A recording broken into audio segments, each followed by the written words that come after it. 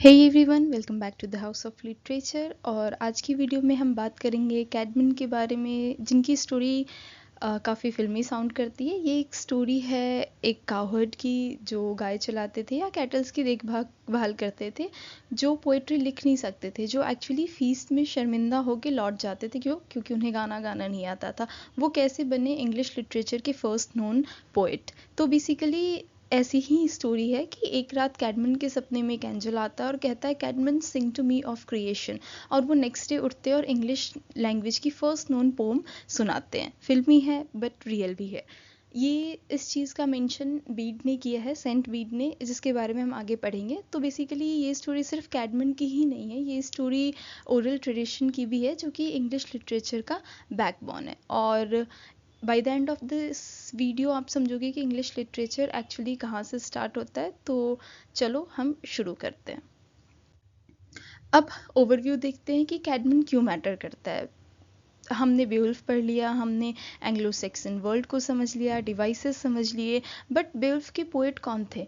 We don't know. क्यों? क्योंकि anonymous है, हम नहीं जानते किसने लिखा। इनफैक्ट एग्जैक्ट डेट भी हमें नहीं पता। और यही ओल्ड इंग्लिश पोइट्री की रियलिटी है। पोइट्स का नाम नहीं होता था, क्योंकि जो पोम होती थी वो किसी एक इंडिविजुअल इंसान की नहीं होती थी, बेसिकली वो कम्युनिटी की होती थी।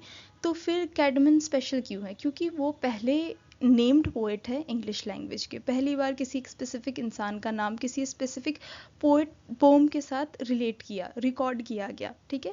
और बेडे जो थे, अब हम बीड के बारे में देखते हैं। बीड जिनको हम वेनरेबल बीड और सेंट बीड के नाम से जानते हैं, उनका वो एक्चुअली एंग्लो सैक्सन मॉन्क थे, स्कॉलर कह लो या हिस्टोरियन थे, जो कि आज की डेट में फादर ऑफ इंग्लिश हिस्ट्री के से नवाजे जाते हैं। तो उन्होंने बीट ने ही जो कैडमन था उनकी स्टोरी को मेंशन करा, और उन्होंने कैडमन का जो ये एक्ट था उनका नाम लिखने का, उसी से एक ऑथर को क्रिएट कर दिया गया। तो अब हम इस वीडियो में क्या कवर करेंगे? इस वीडियो में हम कैडमन कौन थे, उनकी स्टोरी क्या थी, कैडमन्स हिम्स कैसे इंग्लिश की फर्स्ट पोम बनी, ओरल ट्रेडिशन क्या है और क्यों मैटर करता है, और एग्जाम में इसका क्या पर्सपेक्टिव है, हम ये सारी चीज़ें कवर करेंगे। और ये एक इम्पॉर्टेंट चीज़ याद रखना कि कैडमन की स्टोरी हमें बीड से मिली है। बीड नहीं होते तो कैडमन एनोनिमस होते, एग्जैक्टली बेवुल्फ के पोइट की तरह। ठीक है। अब हम आते हैं वीडियो के कोर कॉन्सेप्ट पे, विच इज़ ओरल ट्रेडिशन। पहले एक सिंपल सा डेफिनेशन देख लेते हैं। Oral tradition is a system जिसमें लिटरेचर रिटन नहीं होता था, स्पोकन और परफॉर्म्ड होता था। कोई बुक नहीं थी, कोई पेपर नहीं था, सिर्फ performance, memory, and that too in between and amongst the community members. ठीक है। तो अब ये समझो, ये जो हमारी टेक्निक थी, ट्रेडिशन थी, ये प्रिमिटिव नहीं था। बहुत लोग ये गलती करते हैं ये सोच के कि ओ ये तो ओरल ट्रेडिशन है, ये तो राइटिंग से पहले की स्टेज है, बेसिक स्टेज है, रियल लिटरेचर से इसका कोई वास्ता नहीं है, और रियल लिटरेचर तो राइटिंग से शुरू होती है। बट बिल्कुल गलत है। अगर हम देखा जाए तो जो हमारा ओरल ट्रेडिशन है एक सोफिस्टिकेटेड लिटरेरी सिस्टम है, जो खुद के कन्वेंशंस के साथ अपनी टेक्निक्स यूज़ करता था, सोशल फंक्शंस में रहता था, और कहीं ना कहीं देखा जाए तो रिटन लिटरेचर का फाउंडेशन बना। क्यों? क्योंकि अगर आप ओरली कोई चीज़ बरसों से याद करते आ रहे हैं, दैट एक टाइम के बाद जब आपके पास है वो टेक्निक, आपके पास है वो चीज़, जिससे आप इसको नेक्स्ट जनरेशन तक एक रिजिडिटी, रिटन फॉर्मेट इज क्या होता है कि आपकी रिजिडिटी बढ़ जाती है, ओरल में आपके पास फ्लेक्सिबिलिटी होती है। तो एज इट इज़ आप टेक्स्ट को पास ऑन कर सकते हो। तो येस, यू कैन से कि ओरल लिटरेचर एक फाउंडेशन की तरह काम करता है, so that next step written literature आ पाए। ठीक है। तो अब हम चलो 6 पॉइंट समझते हैं जो कि बहुत इंपॉर्टेंट है ओरल लिटरेचर में। ठीक है। एक चीज़ और याद रखना कि हमने प्रीवियसली जो डिवाइसेस पढ़ी थी, कैनिंग्स, लिटरेशंस, कसूरा, ये सब ओरल ट्रेडिशन के पार्ट है, बहुत सिग्निफिकेंट पार्ट है। तो अब हम 6 पॉइंट समझते हैं एक एक करके। ठीक है।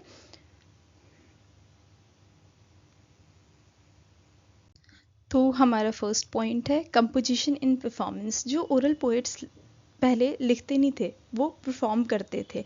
वो परफॉर्म करते करते कंपोज करते थे। हर परफॉर्मेंस एक नया वर्जन क्रिएट करता था। और यही रीज़न है कि एलिट्रेटिव फार्मूला एग्जिस्ट करते थे, such as road weller, ring giver. ये रेडीमेड फ्रेजेस थे जो शॉप ने, जिसको आप स्कॉप भी प्रोनाउंस करते हो, बिना रिदम के यूज़ किया था। ठीक है। अब एक स्कॉलर एल्बर्ट लॉर्ड ने इसका एक नाम दे दिया, ओरल फार्मूलाइक कंपोजिशन, जो सारी ओरल लिटरेचर का बिल्डिंग ब्लॉक है। सोचो कोई रैपर है जो स्टेज पे फ्री स्टाइल करता करता है वो प्री रिटन स्क्रिप्ट से नहीं पढ़ रहा, वो फ्लो में कंपोज करता जा रहा है, कुछ फ्रेजेस ऑलरेडी रेडी है उसके और कुछ वो वही क्रिएट कर रहा है। बस यही काम होता था शॉप का, बस 1000 साल पहले। और किसके साथ? हार्प के साथ। हार्प याद रखना, it is very significant. Next हमारा पॉइंट है the shop more than a poet. अब जो शॉप थे हमारे वो सिर्फ पोएट ही नहीं थे। अगर हम शॉप का मीनिंग देखें तो it literally means a shaper. वो सिर्फ पोएट ही नहीं थे, वो हिस्टोरियन भी थे, म्यूजिशियन भी थे, वो मोरल टीचर थे। और हम जब इन सारों चीज़ों को कंबाइन कर दें तो हमारे शॉप बनते थे। तो उनका जो फोकस एरिया होता था वो जनरलॉजीज को याद रखते थे। बैटल विक्ट्री हो गई, सोशल कोड्स हो गए, क्योंकि वर्स याद रखना प्रोस याद रखने से ईजियर होता था। अब शॉप के बिना कम्युनिटी अपना कोई रिकॉर्ड नहीं कर पाती थी, कोई हिस्ट्री नहीं, कोई आइडेंटिटी नहीं। तो आप कह सकते हैं कि जो हमारे शॉप थे वो एक लिविंग लाइब्रेरी थे, और लाइब्रेरी बंद हो जाती अगर वो मर जाते। इसीलिए शॉप इतना रिस्पेक्टेड डेजिग्नेशन कह लो, वो एंग्लो सेक्सन सोसाइटी में बहुत इंपॉर्टेंट और सिग्निफिकेंट पार्ट प्ले करते थे। अब हमारा थर्ड है मेमोरी एज द मीडियम। हर एक डिवाइस जो हमने पढ़ा है, एलिट्रेशन है, कसूरा है, कैनिंग्स है, फोर स्ट्रेस्ड लाइन है, सब मेमोरी के लिए बनाई जाती थी। देखो कैसे, alliteration same starting sound. Shop को अगर सेकेंड हाफ लाइन एंटिसिपेट करने में हेल्प करना था तो रिदम फॉलो करो, अगली लाइन ऑटोमेटिकली याद आ जाएगी। ठीक है। कैनिंग्स, दो वर्ड्स में एक विविड इमेज बनती है जो कि ऐसे ईयर्स में आपके स्टिक हो जाती है। वेल रोड, आप ऐसे नॉर्मल चीज़ें आप भूल जाओगे, but when it comes to whale road तो ये भूलना मुश्किल है। ठीक है। एल्जाइक टोन, ये एक इमोशनल डेप्थ लेकर के आता था। और कई बार ऐसी चीज़ होती है कि कोई वल्नरेबल पार्ट, रॉ पार्ट, जो कि एक इमोशनल डेप्थ लेकर के आती है ना किसी भी पीस ऑफ लिटरेचर या पीस ऑफ एंटरटेनमेंट में, तो वो आपको काफ़ी लंबे टाइम तक याद रहता है। तो this always tend to make them remember all the things all together. ठीक है। तो ये डिवाइस सिर्फ पोएटिक डेकोरेशन नहीं थी, एक मेमोरी की टेक्नोलॉजी थी जिसकी वजह से इन्होंने इसको क्रिएट किया था। अब हम आते हैं नेक्स्ट पॉइंट पे, which is community ownership versus authorship.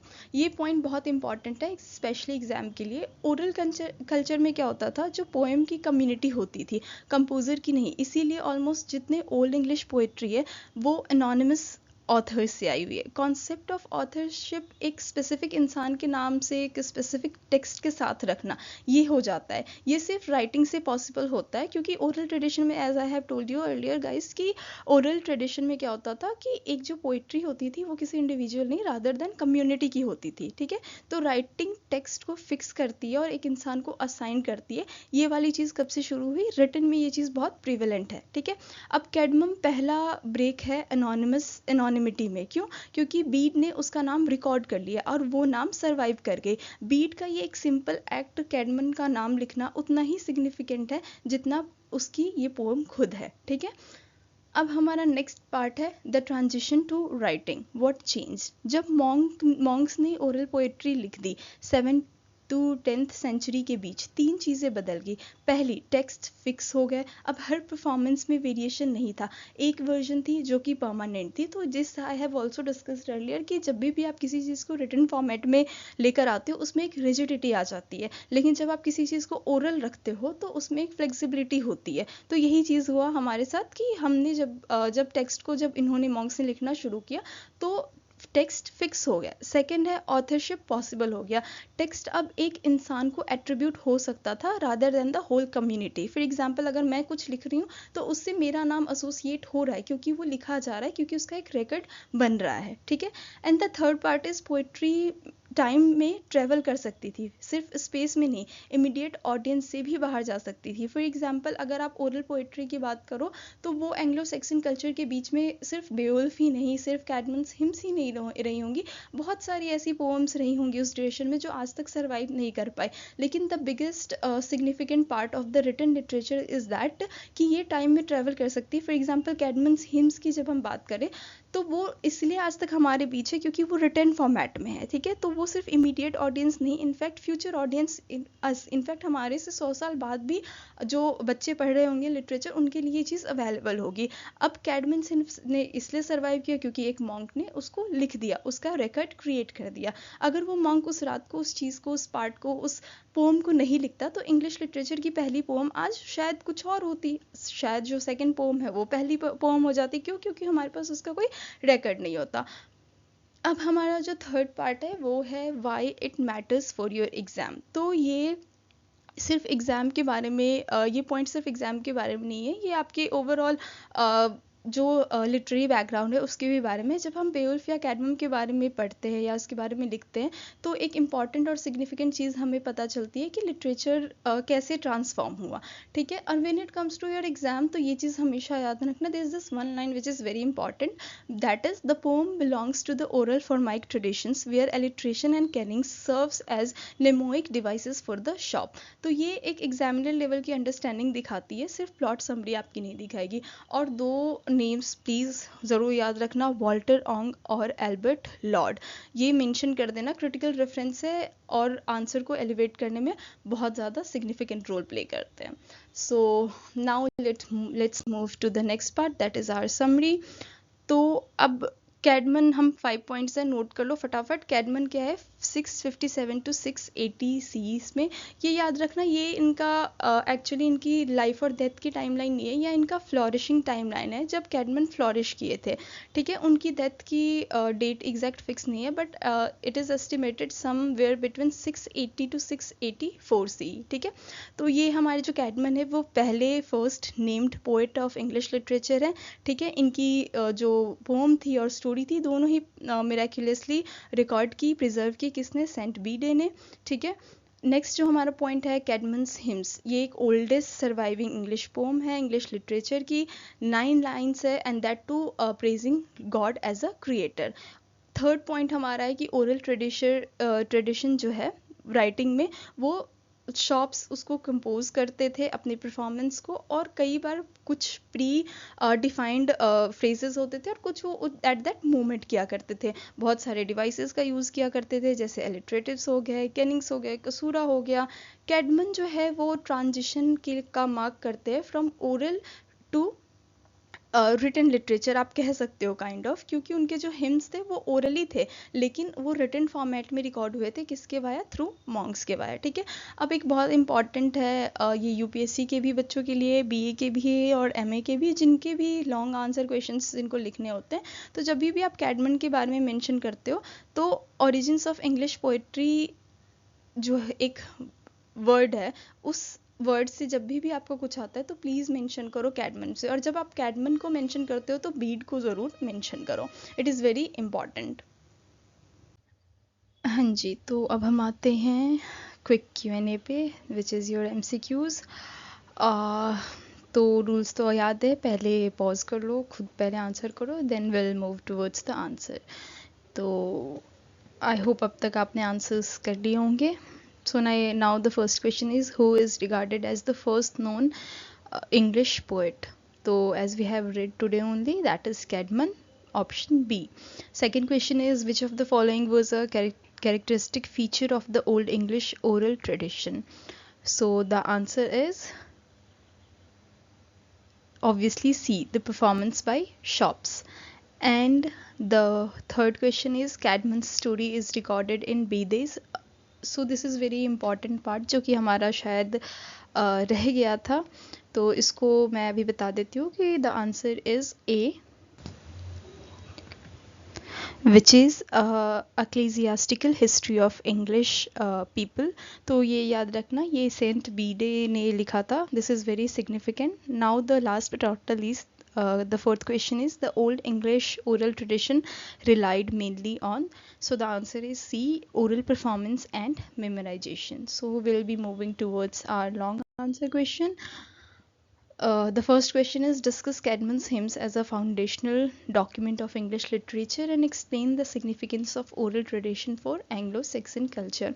तो इसमें हमारे क्या क्या होनी चाहिए, सबसे पहले तो कैडमन का जो हिम्न है, जो पोम है वो उसका हम मेंशन करेंगे, और जो फ्लॉरिशिंग एरिया था 657 टू 680 किसका, कैडमन का, वो याद रखेंगे। तो ये क्वेश्चन एक्चुअली देखा जाए तो दो पार्ट में हम कर सकते हैं। The first part is Caedmon's hymns की importance and the second part is oral tradition. तो ओपनिंग कैडमन हिम्स से करना, फिर हिम्स के बारे में हम थोड़ा डिस्कस करेंगे कि डिस्क्रिप्टिवली सिंपल है, सिर्फ 9 लाइन्स है, बट रिमार्केबल क्यों है।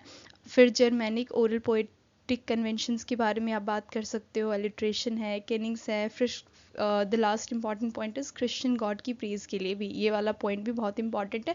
एक चीज़ आप ऐड कर देना इसमें, that is pagan form plus Christian content का फ्यूज़न था ये वाला पूरा जो था सेक्शन, तो ये एक इम्पॉर्टेंट चीज़ है। अब ओरल ट्रेडिशन के बारे में आप क्या क्या ऐड कर सकते हो। ओरल ट्रेडिशन एक सोफिस्टिकेटेड सिस्टम था, प्रिमिटिव स्टेज नहीं थी, शॉप कंपोज किया करते थे परफॉर्मेंस में, एलिटरेटिव फार्मूलाज थे, केनिंग्स थी जो कि हमारे बिल्डिंग ब्लॉक्स की तरह काम करते थे। एक इम्पॉर्टेंट नाम ज़रूर मेंशन करना, दैट इज़ एल्बर्ट लॉर्ड, जिन्होंने एक टर्म दिया था ओरल फार्मूलाइक कंपोजिशन। इसको साइट करना बहुत इंपॉर्टेंट है। कैडमन्स का जो ड्रीम है वो एसेंशियली एक एक्ट ऑफ ओरल कंपोजिशन था, डिवाइन ग्रेस से मिला हुआ था, जो कि फर्दर आज एक हिस्टोरिकल सिग्निफिकेंट चीज़ वो बन करके आई। क्लोजिंग लाइन में आप क्या करोगे, कैडमन का थोड़ा सा रेफरेंस दोगे और कैसे वो एक रिप्रेजेंट करता है culmination of both oral tradition and beginning of named literate English literature, तो ये वाली चीज़ मेंशन कर देना। सो क्रॉस रोड वाला जो फैक्टर है। नाउ हम even after your agree part और इन योर अग्रीड पार्ट और डिसअग्री पार्ट, एक काउंटर आर्ग्यूमेंट दिखाता है कि तुम्हारी थिंकिंग सिर्फ लिमिटेड और कंजर्वेटिव एक पर्सपेक्टिव के लिए नहीं है, ये काफ़ी नुआंस्ड है, तुम्हारा माइंड काफ़ी ओपन है। और एग्जामिनर इस चीज़ को बहुत अप्रिशिएट करता है, बिकॉज यू नेवर नो ना कि वो क्वेश्चन के फेवर में है या क्वेश्चन के अगेंस्ट में है। तुम्हारा काउंटर, तुम जो डिसअग्री करो मे बी उससे वो चीज़ अग्री करे, तो हमेशा इन्हें एक सेफ साइड लेकर के चलना चाहिए। तो कंक्लूजन क्या है, the oral to literate transition was not a sudden rupture but a very slow and gradual negotiation. What makes it most significant event is that without monastic writing culture we would have no old English literature at all. Not Beowulf, not the hymn, not the wanderer. Writing did not replace oral tradition, in fact it saved it. जैसा कि मैंने पहले भी बोला था कि एक kind of foundation की तरह काम कर रहा था, तुम्हारे दूसरे स्टेप से पे चढ़ने से पहले जो तुम्हारा पहला स्टेप होता है, that is the whole thing. ठीक है, तो वो एक लास्ट लाइन और ऐड कर देना, writing did not replace the oral tradition, it saved it. It is very important, क्योंकि ये एग्जैक्टली ऐसे अगर लिखोगे तो एग्जामिनर को लगेगा कि हाँ this is something which is significant. ठीक है, अब that's a wrap on Caedmon and the oral tradition. और दोस्तों ये सिर्फ एक वीडियो नहीं है, ये ओरल इंग्लिश लिटरेचर का एक आखिरी वीडियो है इस सीरीज़ में। तो हमारी जो फर्स्ट सीरीज़ थी कि हम ओल्ड इंग्लिश लिटरेचर को एक्सप्लोर करेंगे, ओरल ट्रेडिशन देखेंगे, इंपॉर्टेंट डिवाइसेस देखेंगे, जो भी पोएट्स है या पोम्स है, वैसे कम है, लिमिटेड है हमारे पास, लेकिन हम वो सब कुछ कवर कर लेंगे। तो हमने क्या क्या कवर कर लिया, हमने बेवुल्फ कवर कर लिया, ओल्ड इंग्लिश पोइट्री के डिवाइसेस कवर कर लिए, एंग्लो सैक्सन वर्ल्ड कवर कर लिया, और अब लास्ट हमारा जो कैडमन रह रहा था हमने वो भी कवर कर लिया। तो 1500 साल का लिटरेचर एक स्ट्रक्चर सीरीज में हमने कर लिया, and that's something really good. I think for starter it is a very good step. और अगली बार हम नए वर्ल्ड में जाने वाले हैं अगली वीडियो से, that is Geoffrey Chaucer and Canterbury Tales. तो ये जुलाई की जो हमारी पहली वीडियो इस सीरीज़ की आखिरी वीडियो होगी। हम नेक्स्ट वीडियो से जॉफ्री चौसर और कैंटरबरी टेल्स को देखेंगे, फिर आगे फर्दर